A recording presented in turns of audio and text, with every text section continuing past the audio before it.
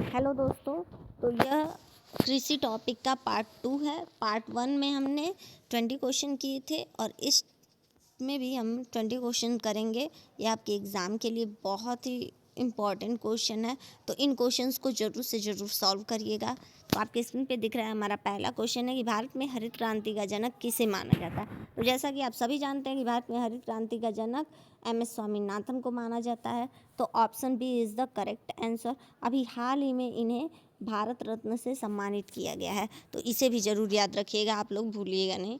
हमारा second question है, विश्व में हरित क्रांति का जनक किसे माना जाता है। तो Norman Borlaug, option A is the correct answer.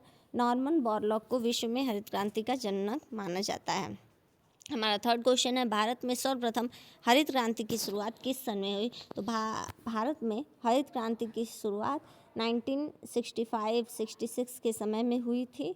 और अगर दशक पूछे तो 1960 के दशक में, आप सभी जानते ही हैं। तो इसका ऑप्शन बी जो है वो करेक्ट आंसर हो जाएगा।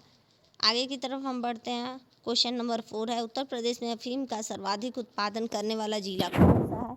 Option A Barabanki, B Ghazipur. तो इन दोनों ही जिलों में अफीम का सर्वाधिक उत्पादन किया जाता है, तो चौथे का सी सही है। नेक्स्ट क्वेश्चन की तरफ हम आगे बढ़ते हैं। पांचवा क्वेश्चन है, करनाल बंट एक बीमारी है। तो करनाल बंट जो बीमारी है वो एक गेहूं फसल की बीमारी है, तो ऑप्शन बी जो हो जाएगा वो हमारा राइट आंसर हो जाएगा। हम छठवें क्वेश्चन की तरफ बढ़ते हैं। हमारा छठवां क्वेश्चन है, निम्नलिखित स्थानांतरित कृषि व उनके क्षेत्र को सुमेलित कीजिए। देखिए, जो स्थानांतरित कृषि होती है वो अलग अलग जगहों पे अलग अलग नाम से पुकारी जाती है, तो हमें किस राज्य में इसे किस नाम से पुकारते हैं इसका मिलान करना है। तो देखिए आप सभी, बेवर किस राज्य में कहा जाता है। तो बेवर आपका एमपी में ही कहा जाता है। तो यहाँ पे देखिए ए, पहले का ए, यही हमारा ऑप्शन ए जो है यही हमारा करेक्ट आंसर हो जाएगा। इसको देखते हैं, पोडू कहाँ कहा जाता है। तो पोडू हमारा आंध्र प्रदेश में बोला जाता है। कुमारी पश्चिमी घाट में कहा जाता है। और वॉल्तेयर जो है हमारा उत्तर पूर्वी राजस्थान में कहा जाता है। ये एग्जाम की दृष्टि से इम्पॉर्टेंट क्वेश्चन है, इसको याद रखिएगा। और झूम जो होता है, झूम उत्तर पूर्वी भारत में झूम कृषि कहा जाता है, स्थानांतरित कृषि को। तो हम आगे बढ़ते हैं। हमारा 7वां नंबर का क्वेश्चन है कि जूट कौन सी फसल है। रबी की फसल है, जायद की फसल है, खरीफ की, या डी इनमें से कोई नहीं। तो आप सभी जानते हैं कि जो जूट है वो हमारा खरीफ का फसल है, तो ऑप्शन सी जो है वो हमारा करेक्ट आंसर है। हमारा नेक्स्ट क्वेश्चन है 8वां नंबर, अरेबिका और रोबस्टा का संबंध किस फसल से है। तो दोस्तों, जो अरेबिका और रोबस्टा है वो कॉफ़ी की दो किस्में हैं, अरेबिका रोबस्टा, इसको याद रखिएगा। अब हम आगे बढ़ते हैं अपने 9वें क्वेश्चन की तरफ। चाय किस देश की एक देसी फसल है। भारत की, चीन की, अरब की, अमेरिका की। तो दोस्तों, चीन की चाय जो है चीन की देसी फसल है। भले ही चाय भारत में ज़्यादा पी जाती है, लेकिन ये देसी फसल जो है वो है चीन की। हमारा 10वां नंबर क्वेश्चन है, निम्न में से जो गलत है उसे बताना है। तो दोस्तों याद रखिएगा, ध्यान रखिएगा कि गलत पूछा है, जो गलत है उसी पे टिक लगाना है। तो कॉफ़ी बोर्ड बेंगलोर में है, एकदम सही। रबर बोर्ड कोट्टायम में है, एकदम सही। तंबाकू बोर्ड गुंटूर में है, एकदम सही। गुंटूर कहाँ है, तो आंध्र प्रदेश में है। लेकिन जो चाय बोर्ड है वो कोझिकोड में नहीं है। चाय बोर्ड जो है वो हमारा कोलकाता में है। जैसा कि आप सभी पढ़े भी होंगे कि चाय के लिए फेमस जगह जो है वो असम और कोलकाता है। कोलकाता के दार्जिलिंग में बहुत अच्छी चाय मिलती है। तो इसका जो ऑप्शन सी है वो करेक्ट हो जाएगा, क्योंकि ऑप्शन सी में गलत युग्म दिया है। अब हम नेक्स्ट क्वेश्चन की तरफ बढ़ते हैं। 11 झूम है। अभी हमने झूम के बारे में डिस्कशन किया था।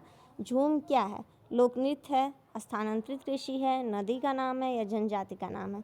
तो जैसा कि आप सभी जानते हैं कि ये स्थानांतरित कृषि का नाम है, तो बी जो है वो करेक्ट आंसर हो जाएगा। 12वां हमारा नेक्स्ट क्वेश्चन है, भारत के विभिन्न क्षेत्रों में विभिन्न प्रकार की मिट्टियाँ पाई जाती हैं, इसके प्रमुख कारण क्या है। इसका ये अर्थ यह हुआ कि जो हम अलग अलग क्षेत्रों में भारत के अलग अलग प्रकार की मिट्टी पाई जाती हैं, इसका मेन रीज़न क्या है। जलवायु एवं संरचना की विविधता, जलवायु एवं उच्चावच की विविधता, संरचना एवं जलवायु की विविधता, संरचना जलवायु एवं उच्चावच की विविधता। तो जो ऑप्शन डी है यही इसका करेक्ट आंसर हो जाएगा। अब हम अपने 13वें क्वेश्चन की तरफ आगे बढ़ते हैं। निम्नलिखित में से किस प्रकार की मिट्टी के लिए न्यूनतम उर्वरक की आवश्यकता होती है? तो दोस्तों काली मिट्टी के लिए ऑप्शन ए, काली मिट्टी के लिए न्यूनतम उर्वरक की आवश्यकता होती है। हमारा नेक्स्ट क्वेश्चन है, भारत में हरित क्रांति किस फसल में सफल रही है? तो जो हरित क्रांति 1966-67 में स्टार्ट हुई थी वो गेहूँ के लिए सफल रही थी। गेहूं का जो उत्पादन है वो तिगुना बढ़ गया था।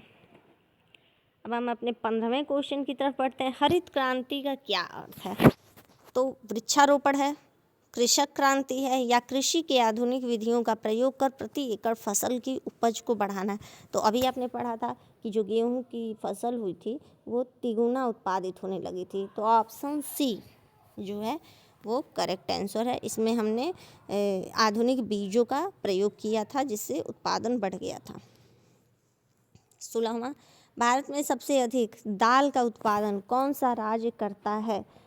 B is the correct answer. Madhya Pradesh जो है वो सबसे अधिक दाल का उत्पादन करने वाला राज्य है। नेक्स्ट क्वेश्चन है, भारत में सर्वाधिक रेशम का उत्पादन किस राज्य में होता है? तो कर्नाटक में सर्वाधिक रेशम का उत्पादन होता है। ये सारे क्वेश्चंस रटने वाले हैं, आपको याद करने वाले हैं। मखाना उत्पादन में कौन सा राज्य शीर्ष पे है? तो दोस्तों मखाना उत्पादन में बिहार जो है वो राज्य शीर्ष पर है। पूरे देश में 80% मखाना का उत्पादन अकेले बिहार राज्य करता है। तो इसका आंसर हो जाएगा बी। अभी मखाना बोर्ड की स्थापना भी बिहार में ही की गई है। हम आगे बढ़ते हैं 19वें क्वेश्चन की तरफ। हमारा 19 नंबर का क्वेश्चन है, प्राकृतिक रबड़ का सर्वाधिक उत्पादन किस राज्य में होता है? अभी आपने देखा था रबड़ बोर्ड कहाँ पे है, तो कोझिकोड में है आई थिंक। तो 19 का ए केरल, कोझिकोड कहाँ है? केरल में है।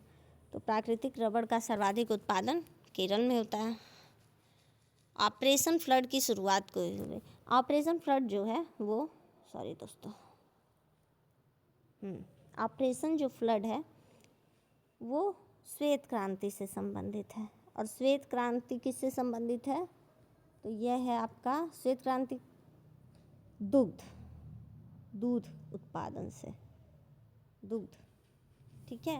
और ये शुरू हुआ था आपका 1975 में हुआ था। तो 20वां का जो ए ऑप्शन है वो करेक्ट आंसर है। इसी के साथ आज हमारा क्वेश्चन ख़त्म होता है। नेक्स्ट वीडियो में मैं कोशिश करूँगी कि 40 या 50 क्वेश्चन आपको एक ही साथ दे दूँ। यदि आपको वीडियो अच्छी लगी हो तो लाइक, शेयर और सब्सक्राइब करना बिल्कुल भी नहीं भूलिएगा। Thank you so much.